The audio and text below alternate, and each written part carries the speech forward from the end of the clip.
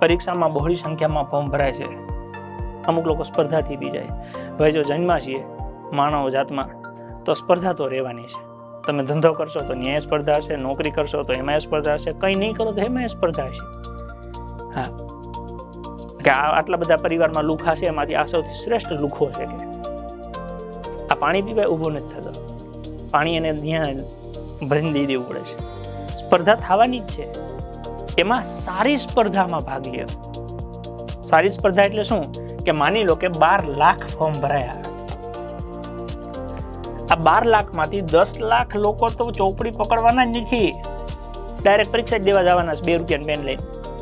માત્ર 2 લાખ લોકો મહેનત કરે છે, તો તમે આ 2 લાખમાં ભાગ લો ને, આ 10 ને ભૂલી જાઓ.